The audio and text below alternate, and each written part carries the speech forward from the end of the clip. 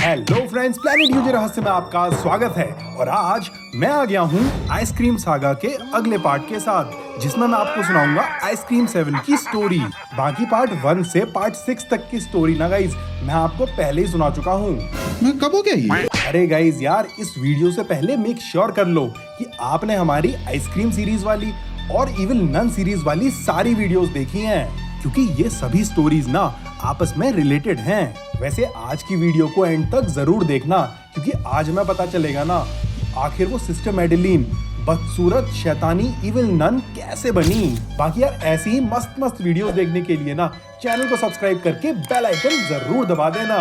To kill some kids today. I'm looking for the chump clubby ones. तो guys यार हल्के में ना रिवीजन करा देता हूँ। तो कहानी पहुंची है जनवरी 1983 को, जब जे अपने दोस्तों चार्ली, लिज और माइक को बचाने के लिए रॉड की आइसक्रीम फैक्ट्री में मोटा होके चला जाता है। देन पहले तो वो चारों एक दूसरे से बिछड़ जाते हैं, फिर जैसे तैसे करके जे चार्ली और माइक को उस सीसीटीवी कैमरा लगे सिक्योरिटी रूम में बुला लेता है।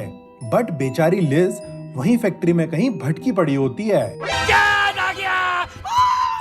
नाउ गाइस, उस सीसीटीवी सर्वेलेंस रूम में बैठ के माइक और जे सीसीटीवी कैमरा में लिज को ढूंढने में लगे होते हैं। रही बात लिज के भाई चार्ली की।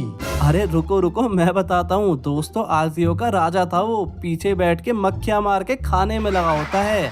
जी। नाउ यार कैमरास में तो लिज दिखती ही नहीं है, सो माइक ना फ्रस्ट्रेट हो जाता है और बोलता है, ना यहाँ है ना वहाँ है, लिस्ट तो कहीं मिल ही नहीं रही है यार। अरे रुको, तुम्हें याद है क्या जब हम रोड से भागे थे तो लिस्ट कौन से पाइप में कूदी थी? फिर जे कहता है, मुझे लगता है कि वो नीला पाइप था। जो सुन के माइक को चढ़ जाती है और वो बोलता है, क्या क्या क्या लगता है? सोच के बता भाई, लिस्ट की जिंदगी का सवाल है, मजाक थोड़ी ना है भाई। गाइस माइक ना लिज के प्यार में पागल था, इसलिए वो इतनी ज्यादा टेंशन ले रहा था। बट तभी ना जे उस माइक को हड़काते हुए कहता है, शांति रख भाई शांति, मेरा दिमाग खुद खराब चल रहा है यहाँ, ज्यादा चपड़ चपड़ मत कर भाई तू। पर गाइस यार वो आवारा पागल दीवाना आशिक तो ना कतई गुस्से में था। सो वो ना टेबल, कंप्यूटर, मशीन्स वगैरह पर जोर जोर से हाथ पांव मारने लगता है। और जैसे ही वो सामने वाले इस बॉक्स पे मारता है ना, लाइट्स फ्लक्चुएट होती हैं एंड देन वो पाइप्स खुल जाते हैं जिनसे पिछली बार ना वो तीनों भागे थे। और बस गाइस फिर ना हमारे प्यार में पागल आशिक दीवाने माइक का खुशी का ठिकाना नहीं रहता है। और भाई वो अपनी पेंट बॉल गन उठा के उसी पाइप वाली जगह में जाता है और ब्लू पाइप में जंप मार देता है। आज का सवाल, विच क्राइम में वो रोती हुई चुड़ैल किसे किडनैप कर लेती है? ए टिमी, बी किमी या फिर सी जिमी? सही आंसर कर दो कमेंट, क्योंकि एक रैंडम करेक्ट आंसर को पिन किया जाएगा। अब चलो लिज के पास चलते हैं, जो फैक्ट्री की लैब में होती है, जहां रॉड और उसके पंटर यानी मिनी रॉड्स बच्चों के ऊपर टेस्टिंग वगैरह, एक्सपेरिमेंट्स वगैरह करते हैं। नाउ लिज ना उधर काफी डरी हुई होती है, बट वो स्मार्ट थी, सो वो जैसे तैसे करके ना उस लैब के एग्जिट वाले दरवाजे तक पहुंच जाती है। बट वो दरवाजा ना गाइस बंद होता है और उस पे ना एक नोट लगा होता है जो रॉड ने खुद के लिए लिखा था। अगर मैं भूल जाऊं कि की कार्ड कहाँ है, तो भाई एक एक्स्ट्रा की कार्ड पार्किंग लॉट के स्टोरेज रूम में एक लॉकर में रखा हुआ है। लिज वो नोट पढ़ती है और फिर वो वापस उसी रूम में चले जाती है जहां रॉड ने उसे कैद किया था। कि तभी गाइज बगल वाले कमरे के पाइप से निकलता है माइक, जो उस ब्लू पाइप में अभी घुसा था। जस्ट अभी बताया था मैंने आपको। अब लिज खुश हो जाती है और जोर से कहती है, अरे कहाँ बच गए, अब तो ये दोनों के दोनों उधर ही फंस गए हैं। हाँ गाइज अब तो दोनों फंस गए थे। बट लिज ना जे से बात करती है और उसे बताती है कि उन्हें वहां से बाहर निकलने के लिए एक की कार्ड चाहिए होगा, जो उस रॉड ने अपने शहर वाले वेयरहाउस में एक सेफ बॉक्स के अंदर रखा हुआ है।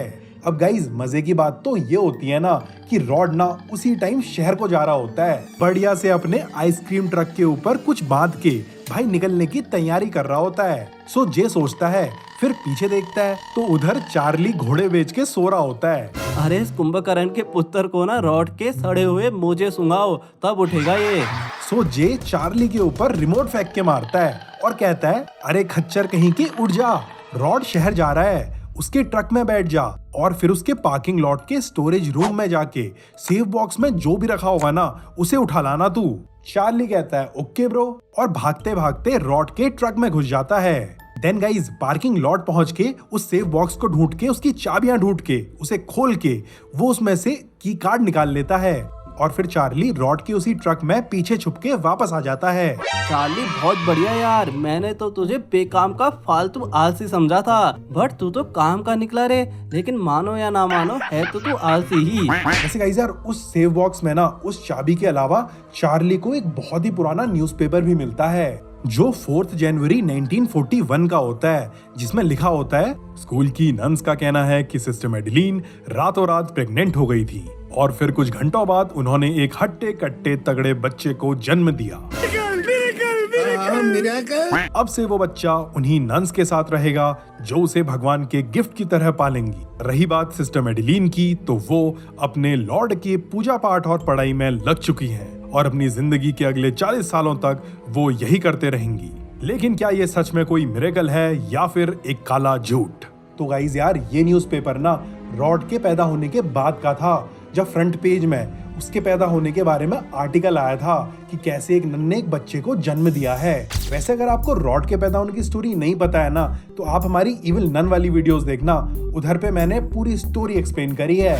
Now guys, coming back to the story. So Charlie ना फैक्ट्री में वापस आता है और उसी पाइप से लिज को वो कार्ड फेंक के दे देता है। देन लिज और माइक उधर से निकलने के जुगाड़ बैठाने लगते हैं, बट गाइज वो छुटके मिनी रॉड्स और उनका पापा रॉड वो ना उधर ही चक्कर मारने में होते हैं। लेकिन लिज और माइक ना दोनों अंट शंट जुगाड़ लगाते हैं और इवेंचुअली लिज इस लैब रैट को वो सीक्रेट इंग्रेडिएंट खिला के मोटू चूहा बना के एग्जिट के बगल वाले वेंट में डाल देती है, जहां जाके ये वो तार कुतर देता है और शॉर्ट सर्किट हो जाता है, जिससे वो एग्जिट वाला डोर खुल जाता है।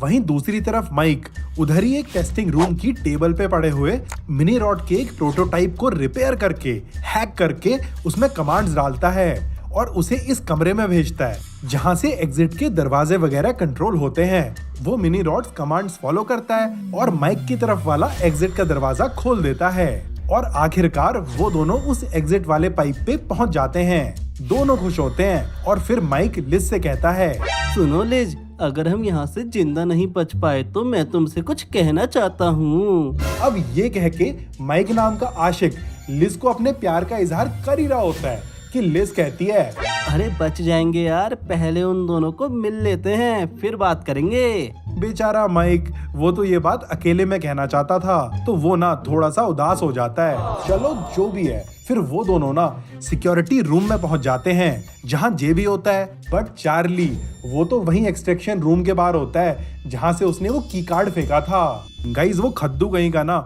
टेबल पे रखे हुए एक केक को सूतने में लगा होता है। अरे भुक्कड़ नंगे चार्ली, घर जाके खा लेना भाई, इधर से तो भाग ले पहले। वो केक के टेस्ट में ऐसा खोया होता है कि पीछे से रॉड आता है और भाई को ना पता ही नहीं चलता है। फिर रॉड उसके पीछे पड़ जाता है और वो गधा ना भागते हुए सीधा सिक्योरिटी रूम में पहुंच जाता है जहां बाकी सभी लोग थे।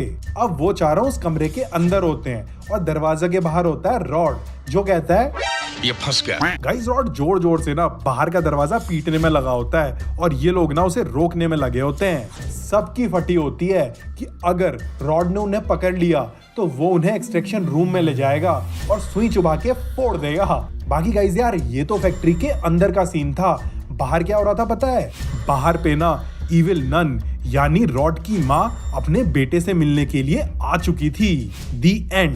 ओके, तो गाइस यार, अब तुम्हें बताता हूँ कि सिस्टर मेडेलिन ने ऐसी कौन सी नौटंकी करी जिससे वो इविल नन बन गई। तो गाइस यार, ये बात ना हमें 21 नवंबर 1943 को लिखी हुई सिस्टर मेडेलिन की एक डायरी एंट्री से पता चलता है। और पता ये चलता है कि सिस्टर मेडेलिन को रॉड नहीं चाहिए था, बल्कि रोड़ी चाहिए थी। What? अरे यार, आई मीन लड़का नहीं चाहिए था, बल्कि ना उन्हें एक लड़की चाहिए थी जिसे वो अपनी बेटी एलिसा जैसा बना सकती थी। सो वो ना स्कूल की सीक्रेट लाइब्रेरी में एक बैफोमेट बुक ढूंढती है जो बेसिकली एक काले जादू की किताब होती है और फिर वो प्लान करती है कि वो रॉड को ना एक लड़की बना देगी। बट गाइज, अगर आपको याद होगा ना, तो नजरात ने कहा था कि अगर वो एक बुरी माँ बनेगी ना तो वो बदसूरत हो जाएगी। और सिस्टर मेडेलिन के साथ ना यही होता है। धीरे धीरे उसकी स्किन पेल होने लगती है, उसका रंग उड़ने लगता है, दांत टेढ़े मेढ़े हो जाते हैं उसके समझ आ जाता है कि वो गलत कर रही थी, बट वो अपनी नौटंकियों को कंटिन्यू करते रहती है और बाकी रूल्स भी तोड़ देती है, जिससे उसकी चवन्नी खिसक जाती है और वो बन जाती है शैतानी इविल नन। चलो अब जाते जाते ना रॉड की एक पुरानी मेमोरी सुन लो। मुझे अच्छे से याद नहीं है, पर शायद ये पिंक ड्रेस मेरी पिछले जन्म की आखिरी निशानी है। तो मेरी प्यारी लड़की हो एलिसा, एलिसा। मुझे बहुत सारी लंबी लंबी औरतें याद हैं जिन्होंने काले कपड़े पहने हुए थे और एक बड़ा सा रूम था जिसमें सब कुछ पिंक था। मेरी माँ कौन है लेकिन?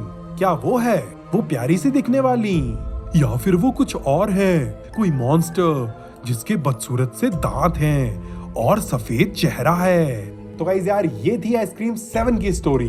अब आगे क्या होगा? क्या वो बच्चे बच पाएंगे? और इविल नन वो इस फैक्ट्री में आके क्या करना चाहती है? ये सब हमें पता चलेगा आइसक्रीम सागा के अगले पार्ट यानी फाइनल पार्ट आइसक्रीम 8 में। तो गाइस यार इंतजार करो, तब तक के लिए टाटा गुड बाय। अगी hope you enjoyed. Thanks for watching the video friends.